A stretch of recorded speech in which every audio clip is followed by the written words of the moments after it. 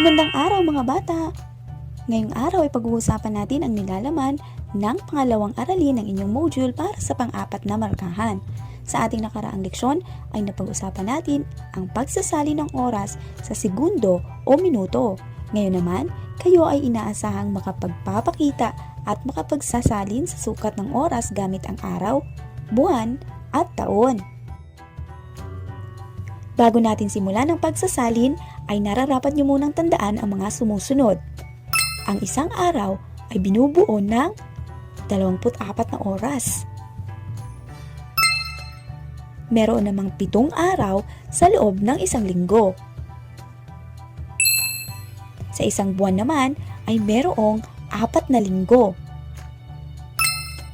Ang 12 buwan ay katumbas ng isang taon. Meron namang 30 days o 30 na araw sa loob ng isang buwan. At panghuli, 365 na araw naman ang binubuo ng isang taon. Pakatandaan din ang mga sumusunod. Ang isang linggo ay may 7 araw. Ito ang Linggo, Lunes, Martes, Miyerkules, Huwebes, Biyernes at Sabado. May 12 buwan naman sa isang taon. Ano-ano ang mga ito? Ito ang Enero, Pebrero, Marso, Abril, Mayo, Hunyo, Hulyo, Agosto, Setyembre, Oktubre, Nobyembre at Disyembre. Ngayon ay simulan na natin ang ating aralin. Narito ang isang sitwasyon. Natapos nila Rolando at Lito ang kanilang proyekto sa loob ng 48 oras. Ilang araw ang katumbas nito? Ano-ano ang mga datos na inyong nakita? Meron daw 48 oras at ang tinatanong ay kung ilan ang katumbas nito sa araw. Upang maisalin natin ng maayos, alamin muna natin, ang araw ba ay mas maliit kaysa sa oras? Hindi, ang araw ay unit na mas malaki kaysa sa oras. Ibig sabihin, ang gagamitin natin ay division. Tama. Ngayon, ilang oras ba ang nasa loob ng isang araw? Ayon sa pinakita ko, ang isang araw ay mayroong 24 na oras. Ibig sabihin, 48 divided by 24. Ilan nga bang 24 ang meron sa 48? Alamin nga natin. 24 plus 24. 4 plus 4, 8. 2 plus 2, 4. 48. Ilang beses ginamit ang 24? 2 beses. 48 divided by 24 equals 2. 24 times 2 equals 48.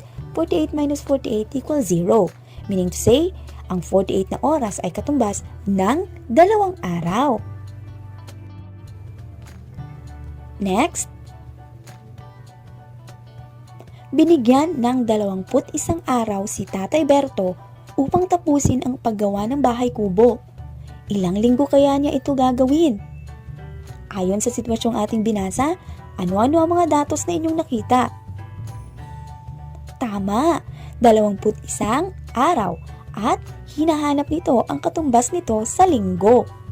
Ngayon, ang linggo ba ay mas maliit kaysa sa araw? Hindi. Ang linggo ay unit na mas malaki kaysa sa araw. Ibig sabihin, ang ating gagamitin ay division pa rin.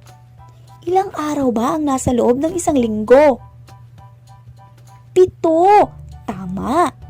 Ibig sabihin nito, ayan. Ilan nga bang 7 ang nasa 21? Alamin natin. 7 plus 7, 14. Plus 7, 7 plus 4, 11. Carry 1, 1 plus 1, 2. 21. Ilang beses ba ginamit ang 7? 3. Ibig sabihin, 21 divided 7 equals 3.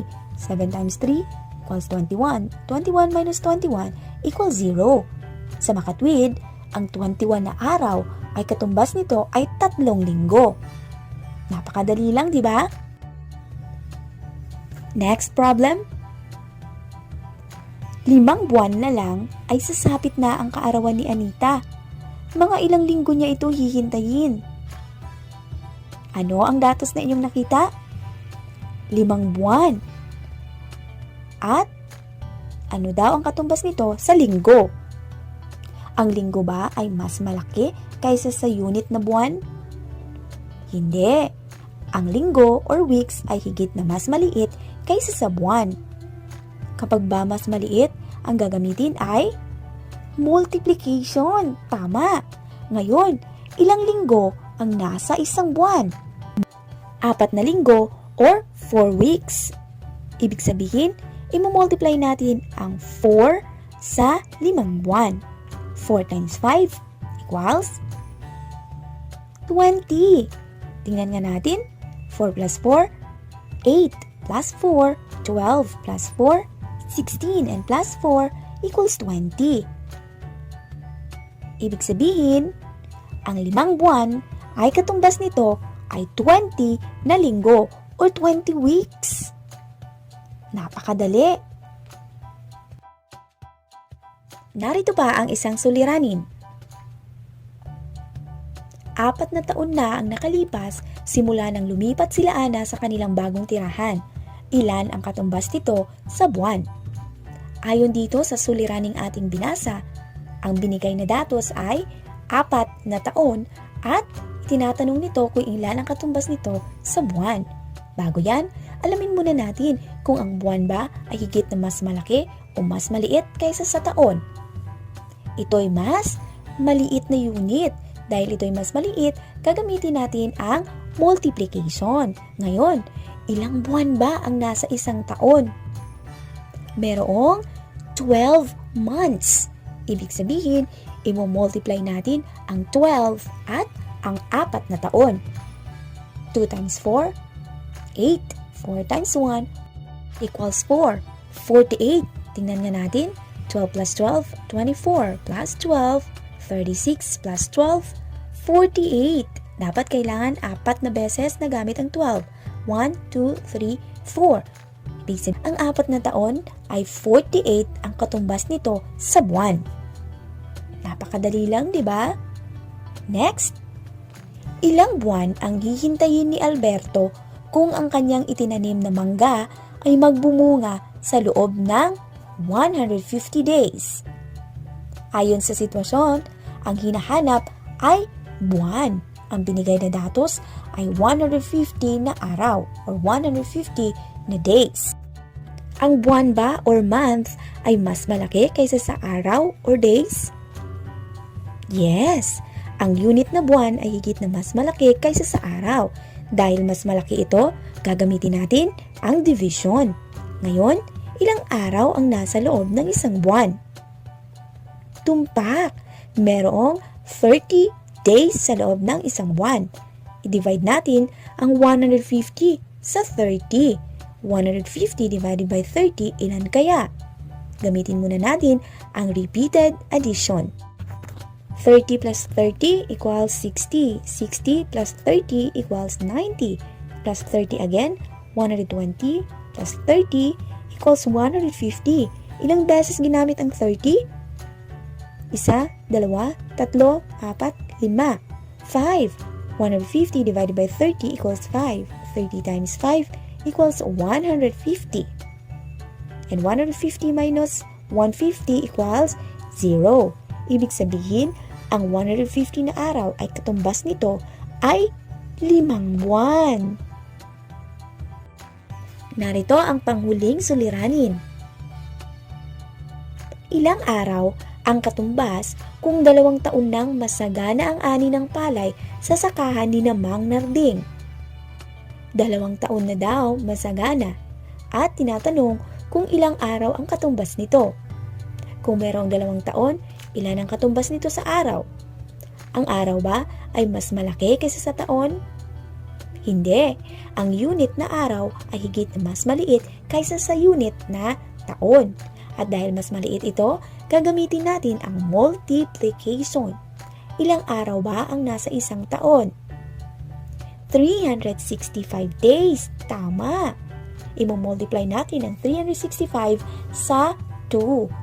5 times 2, 10. Carry 1, 6 times 2, 12 plus 1, 13. Carry 1, 3 times 2, 6 plus 1, 7. Ibig sabihin, 730 ang katumbas nito sa araw. Tandaan lang lagi na kapag nagsasalin tayo ng malaking unit ng oras sa mas maliit na unit, ay gagamitin natin ang multiplication. Tulad nito, ang araw ay katumbas nito sa oras. Ang oras ay mas maliit kaysa sa araw. Ang araw ay mas maliit kaysa sa linggo. Ang araw ay higit na mas maliit kaysa sa unit na buwan. Ang buwan naman ay mas maliit kaysa sa taon at ang linggo ay mas maliit kaysa sa buwan. At panghuli, ang araw ay higit na mas maliit kaysa sa taon. Kapag naman nagsasalin tayo ng maliit na unit sa mas malaking unit ng oras, ay gagamitin naman natin ang division. Ang araw ay higit na mas malaking unit kaysa sa oras. Ang buwan naman ay mas malaki kaysa sa araw. At ang buwan ay higit na mas malaki kaysa sa linggo. Ang linggo naman ay mas malaki rin kaysa sa araw. At ang taon ay higit na mas malaki kaysa sa buwan. At ang taon ay mas malaking unit kaysa sa araw. Sana'y naunawaan ninyo ang mga paraan at hakbang ng pagsasalin ng oras sa araw, buwan o taon. Hanggang dito na lang. Paalam!